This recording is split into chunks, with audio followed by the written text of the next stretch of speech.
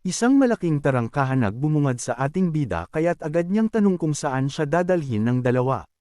Sinabi naman ni Maya na isa sa kinahiligang gawin ni Shira, ay ang kunin ang mga armas ng natalo niyang kalaban bilang souvenir. At dahil sa dami na ng mga napatay nito kaya't isang malaking warehouse ang pinatayo ni Shira, nang sa ganun ay may mapaglagyan siya ng mga koleksyon.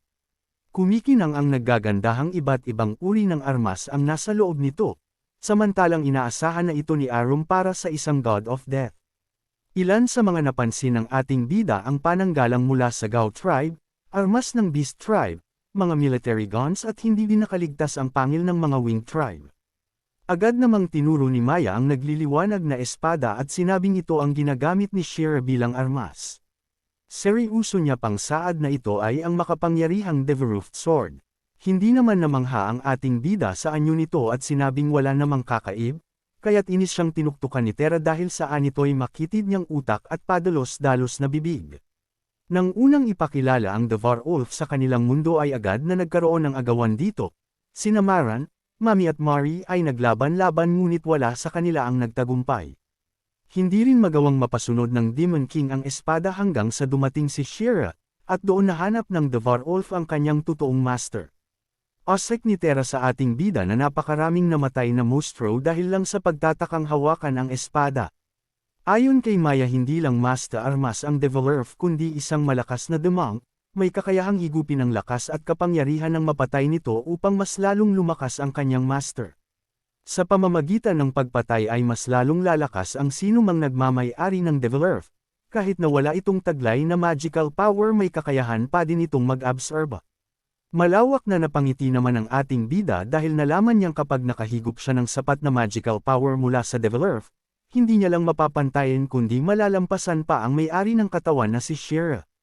Tanan ng determinasyon agad dinala ng dalawa si Arum sa bundok upang mag-ensayo, habang patuloy pa din ang pagdadalawang isip ni Tera sa kahinaang taglay ng ating bida.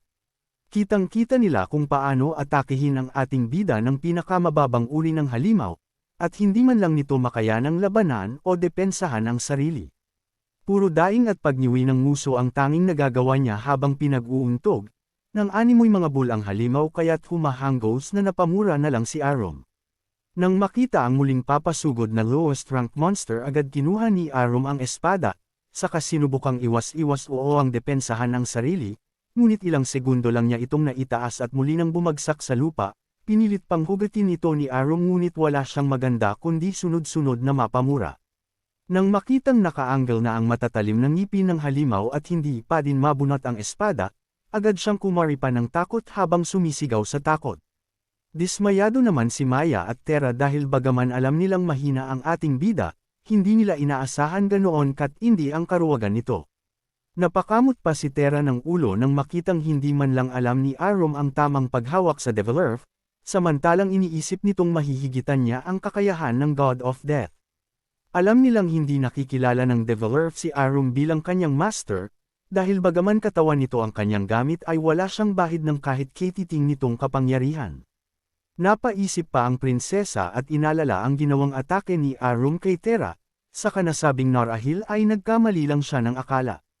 Sa kabilang banda mabilis na sumugod ang halimaw at panangkit ng matalim ng ngipin ng bahagi ng katawan ni Arum, sa talas ng ngipin nito ay agad na nawasak ang kanyang damit at nag-iwan pa ng sugat ang ngipin ng halimaw. Lubhang napakadami ng mga halimaw na nakapaligid at nagbabadyang umatake kay Arum, kaya't nang mapansin ng prinsesa ang takot ng ating bida ay agad siyang lumipad palapit. Binigwasan pa niya ng dalang letigo ang ilan sa mga halimaw walang laban na tumilapon. Sinabi ni Maya kay Arum na tama na muna ang pag-ayensayo sa araw na iyon, ngunit wala namang balak na magpaawat ang ating bida na kanina lang ay nananakbo pa sa takot. Katwiran niya sa prinsesa na naging pabaya lang siya kanina, at hindi na hahayaang maulit pa ito sa pangalawang pagkakataon. Paalala naman sa kanya ng prinsesa na itago niya ang mga natamong marka ng sugat nang sa ganun ay mingitan niya ang kanilang lihim. Inis na tinapik ni Arum ang nakabaong espada dahil hindi niya man lang ito magawang hugatin, tanong pa niya kung meron bang paraan upang kahit konti ay mapagan ito. Paliwanag naman ni Maya na ang mga magical sword gaya ng Develerf, ay tanging malalakas at may kakayahang gamitin siya ang kinikilala nitong master. Ayon pa sa kanya na kung ayon sa Develerf ay walang halaga si Arum, hindi niya ito pipiliting ipahawak ang makapangyarihang espada. Nagulat naman si Arum sa mga narinig at inakalang kagaya ng mga nangmamaliit sa kanya sa mundo ng mga tao, ay isang walang kwenta at mahina din ang tingin sa kanya ni Maya. Agad iniba ni Maya ang usapan at sinabing magpahinga na si Arum, dahil alam niyang napagod ito sa pag-ayensayo. Dagdag pa niya na kahit hindi magawang magamit ng ating bida ang Devil Earth, mananatili siya sa tabi nito upang protektahan ang kanilang lihim.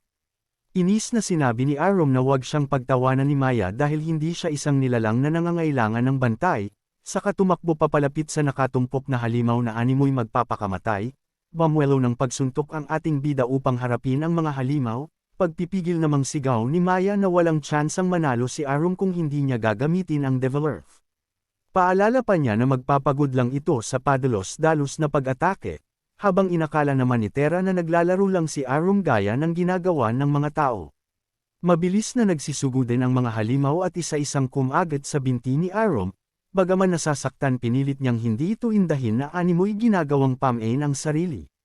Nag-aalalang utos ni Maya na ipagpag ni Arum ang mga halimaw sa takot na maubos ng mga ito ang katawan ng ating bida. Sa utos ang ginawa ni Arum dahil imbis na ipagpag, mahigpit pa niyang niyakap at ikinulong sa bisig ang mga ito. Kaya't hindi makagawa ng hakbang si Maya upang umatake gamit ang letigo.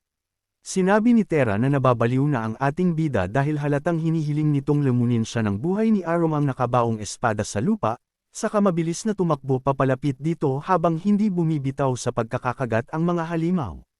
Ginamit niya ang enerhiya at lakas ng mga lowest rank monster upang ipakain sa Devil Earth, kaya't agad itong nagliwanag kasabay ng matagumpay na pagsasagawa ni Arum. Nang isalin niya sa katawan ng lakas at magical energy ng espada sa kanyang katawan, sa wakas ay nagawa niya itong mahugat sa kamatikas na tumayo sa harap ng dalawa habang patuloy pa din sa pagliliwanag ang espada. Hindi makapaniwala si Terra na halos magpakamatay ang ating bida sa matindi nating determinasyon, at nagawa pang ipain ang sarili na lubhang napakadelikadong bagay. Hindi naman maiwasang matulala ni Maya dahil hindi siya sigurado kung ano ba ang dapat na isipin. Sa kanilang banda nagbubunyi si Arum sa nakamit niyang tagumpay, dahil ang Devil Earth ay hindi na ganoon kabigat nung una niya itong mahawakan. Hindi man siya pamilya ngunit masaya si Arum na nag-umpisa na siyang kilalanin ng espada, idagdag pa ang kakaibang kapangyarihan na pumasok sa kanyang kaloob-looban. Sinita naman siya ng prinsesa sa kanyang ginawa at sinabing lubha itong delikado, at kung hindi siya nagtagumpay marahil ay isa na lamang siyang sakripisyo ngayon. Ngunit para kay Arum ang mas malaking panganib ay nagdadala ng mas malaking gantimpala, saad pa niya na kung hindi niya kayang magsakripisyo hindi siya magiging pinakamalakas sa Demon Clan. Bahagyang namula ang pisngi ni Maya na para bang nagkaroon ng paghanga sa ating bida. Ngunit paalala niya na masyado pang maaga upang magyabang si Arum, dahil ang Devil Earth ay hindi makukontento sa low-level mag-Ica Beast. Dagdag pa niya na ang kapangyarihang binigay nito ay wala pa sa kakangkingan ng espada at sa kinakailan ni Arum. 10 araw na lang ang natitira bago ang 4 Clan Conference, at batid ni Maya na hindi basta mananahimik si Maran, kaya't inutos niyang simula sa araw na iyon mas matataas na level monster ang haharapin ni Arum. Mayabang na iginiya naman ng ating bida ang espada sa kasinabing simulan na nila ang pag-ayensayo dahil nagugutom na ang Devil Earth. Habang mayabang na iwi na sa siwas ni Arum ang Devil Earth sa ere, agad siyang natigilan ng mapansin ang pagdating ni Terra na inutusan ni Maya para ihanda ang mga mas mataas na halimaw. Napanganga at animoy pinagsakluban ng lupa at langit ang mukha ni Arum, nang makita ang pulutong ng mga halimaw. Nakangising ipinagbigay alam naman ni Terra na ang makakalaban ni Arum ay mga Gale, at halos malunod si Arum sa pagtingin pa lang sa di mabilang nitong dami.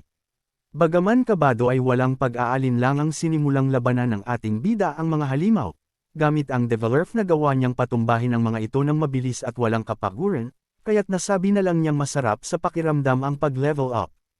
Ilang oras ang nakalipas at isa na lang ang natitira sa ulupong ng mga halimaw, desidido naman si Arum na tapusin na ang halimaw upang matapos na ang laban bago pa ang tangkay niyang pagsugod, kaya't agad na itong hinabol ng ating bida paakyat palalo sa bundok.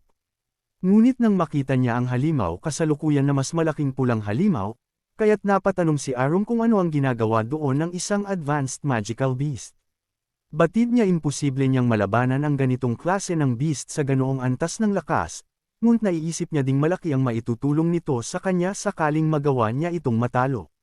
Hawak ni Arum ang Devilerf habang pinag-iisipan ng matindi ang gagawing hakbang. Napalingon naman si Arum nang may marinig na kalusko sa damuhan, at dahil sa kuryudedad agad niya itong tiningnan at di inaasahang makita ang general na si Mami.